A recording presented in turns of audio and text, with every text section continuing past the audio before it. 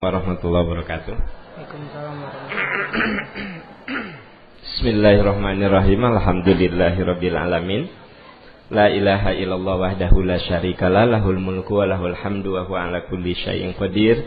Asyhadu an la ilaha illallah wa asyhadu anna Muhammadan abduhu wa rasuluh.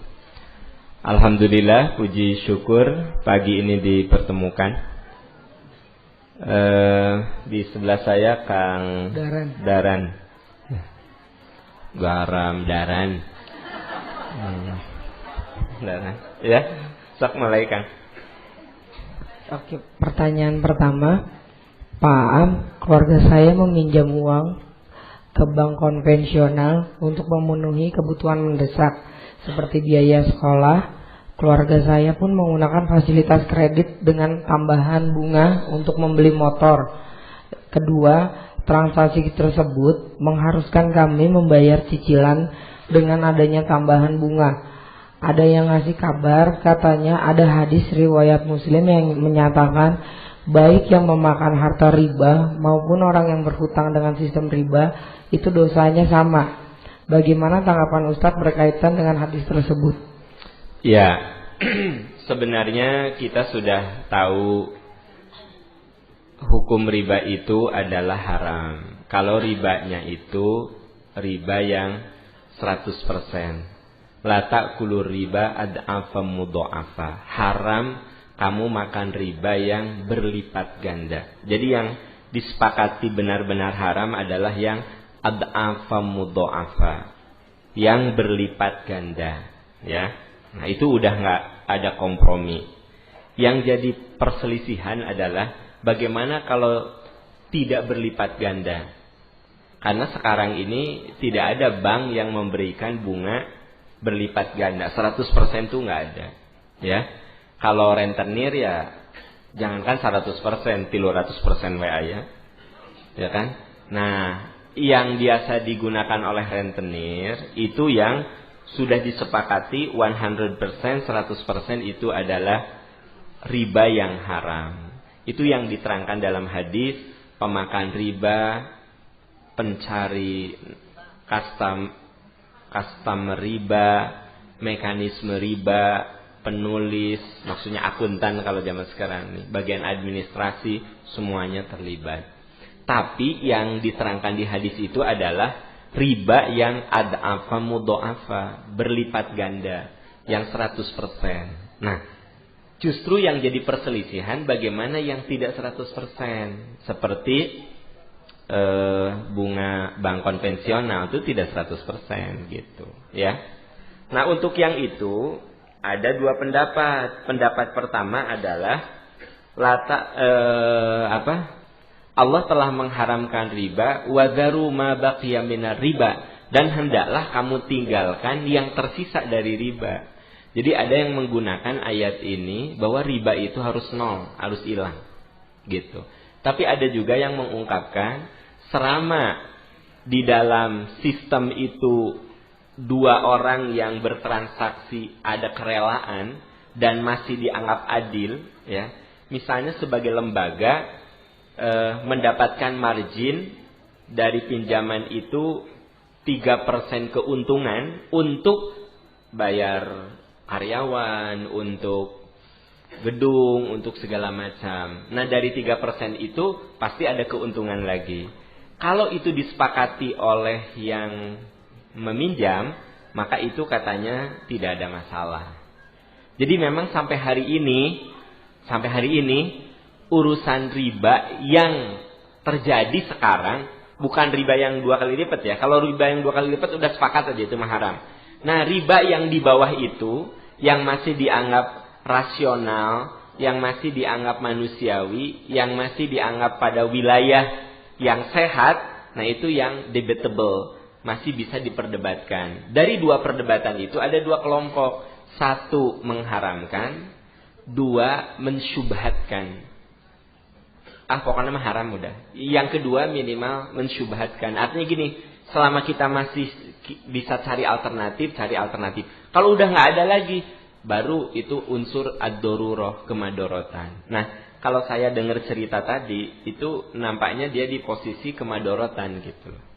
Seperti Ada orang nggak punya usaha, tapi kemudian dia ditawari untuk nyicil motor supaya dia bisa ngojek, ya. Nah kalau menurut saya ini lebih ke kedaruratan. Saya nggak punya kerjaan, tapi di lingkungan saya itu kalau saya punya motor, saya masih bisa nongkrong di pinggir jalan ngojek. Tiap anu ngelangkung, neng, ojek gitu, ya kan gitu. Daripada nongkrong, ya. Nah akhirnya saya meminjam atau saya diberi pinjaman untuk membeli motor. Tiap bulan saya cicil. Jelas di situ ada bunganya. Nah, saya memahami posisi ini dalam posisi ad-darurah. Ad-daruratu tubihul mahdurah. Kemadharatan itu membuat sesuatu yang terlarang menjadi boleh. Itu merujuk kepada ayat famanidturra ghairu baghin wala adin fala itsma alaih.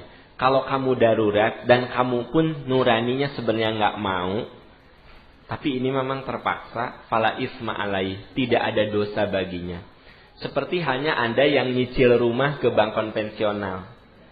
Itu menurut saya darurat. Kalau memang itu rumah pertama dan Anda nggak bisa ngumpulin 20 tahun. Ngumpulin 15 tahun. Ya. Begitu nyampe 15 tahun, harga rumah udah masih mending. Ya. Tak kepake lagi. Nabung 7 juta, kaanggo 6,5 juta. Tapi kalau saya nyicil rumah, mau tidak mau saya dipaksa untuk, nah itu nggak masalah. Jadi bagi teteh-teteh akang-akang yang terpaksa ngambil rumah dari bank konvensional, nggak usah ragu. Karena Anda kan bukan untuk bersenang-senang di situ ya. Bukan untuk bersenang-senang. Artinya apa? Emang kebutuhan pokok. Sekarang kalau saya misalnya per bulan nabung 1 juta, 15 tahun, seberapa juta Bu? Hitungin sabaraha. Seberapa? 1 juta, 15 tahun. 15 juta. 15 tahun. Ya Allah, ya gampang 12 juta kali 15, Gustin Agung. Seberapa? 180 juta. Nah sekarang kalau saya 10 tahun ke depan punya uang 180 juta, dapat apa? Paling bisa beli pintuna. Tapi kalau sekarang ya saya nyicil tipe 21 1 juta, 15 tahun ke depan tuh saya udah lunas. Berarti bagi rekan-rekan yang nyicil rumah karena memang itu jalan yang dianggap paling logis untuk punya rumah, menurut saya nggak ada riba di situ, gitu. Nah, yang harus jadi perhitungan tuh kalau misalnya saya udah punya rumah ketiga di Setra Duta 1, Setra Sari 1, yang sekarang ditinggali 1. Tuh udah Anda mah ya sirik kan gitu.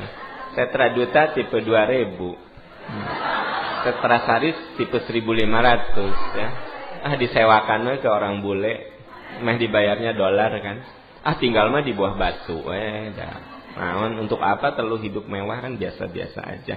Kalau misalnya kere ya tuh Bu, ini langsung itu sangka meni beunghar.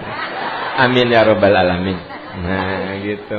Bu, kalau misalnya saya mau beli rumah lagi, sudah bukan darurat itu.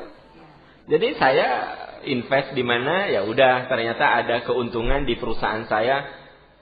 Kata orang keuangan, Pak, keuntungan sekarang 1 miliar Pak. Sik pangmirakeun bumi lah, investasi beli cash gitu. Alhamdulillah. Alhamdulillah. Enggak, saya mah kalau ngasih contoh itu sok penuh optimis ya. Terus saya tuh nggak suka dengan contoh-contoh yang penuh penderitaan. Udah mah contoh menderita, sok denger. Kapan saya ngasih contoh ece-ece? No, tidak. Nah, kalau contoh mah ideal. Katanya orang-orang optimisme cara bikin contohnya pun kelihatan. Orang-orang optimis, orang-orang pesimis mah contohnya pika sedihun gitu. Kan gitu. Nyontoin rumah atau tipe 2 hiji.